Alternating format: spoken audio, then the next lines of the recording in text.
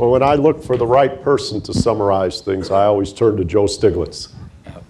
Okay.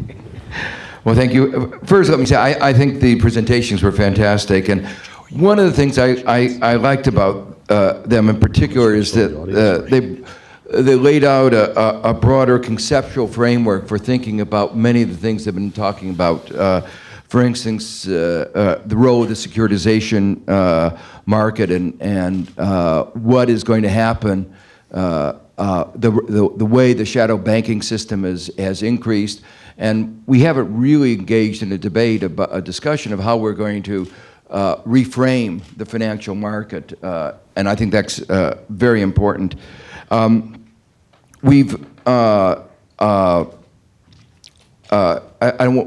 don't want to repeat all the aspects of what have been emphasized. I do want to agree with George that behind this is some failings in economic ideas that helped provide the ideology or support the ideas that led to a lot of the failures, and I think that's why it's very important for there to be these initiative of INET, the Institute for New Economic Thinking, that try to reframe our thinking.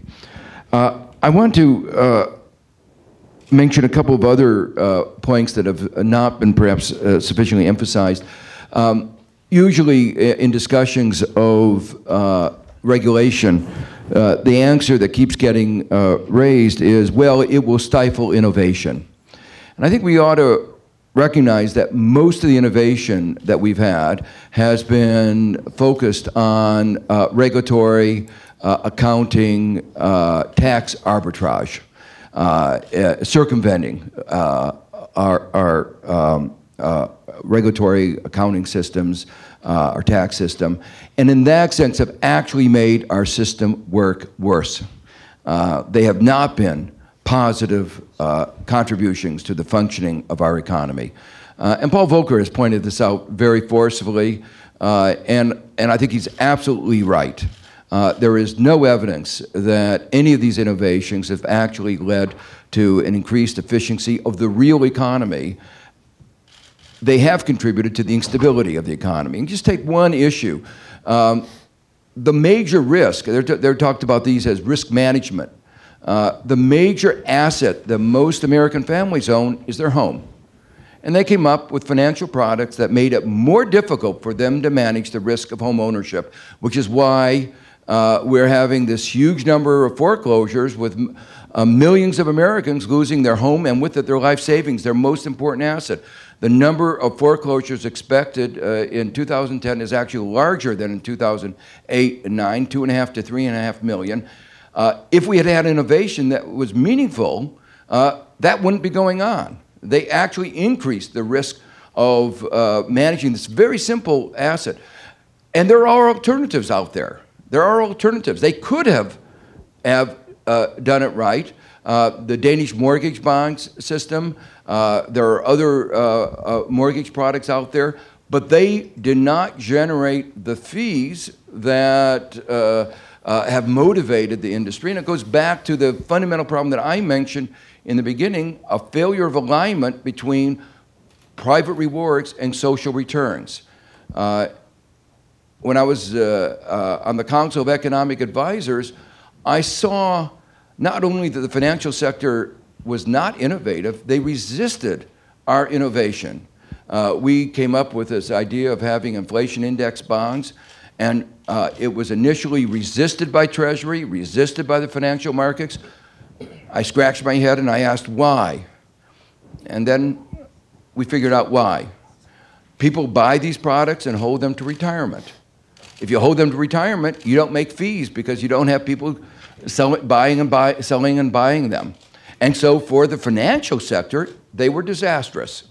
For Americans worried about the risk of inflation, they were a fantastic product. And right now, with the uncertainties about inflation, they are the one thing that Americans can buy to protect them against the risk of inflation. One other point I want to highlight that's come up a number of times is the fact that we own AIG. And it's not only the issue of AIG with respect to the question of transparency, knowing what was going on. As I mentioned before, these products were involved in large numbers of tax arbitrage. And we ought to be finding out, as the owner, what went on these tax evasion cases. Massive tax evasion, sufficiently large that it could undermine the principles that were being used, could undermine the fiscal integrity of our corporate income tax and other parts of our tax structure. And yet, they are actually fighting this transparency and fighting these issues. Finally, let me just say,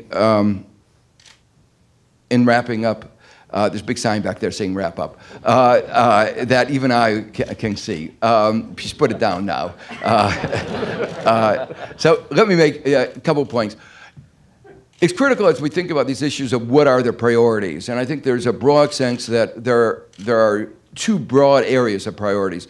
First, consumer protection.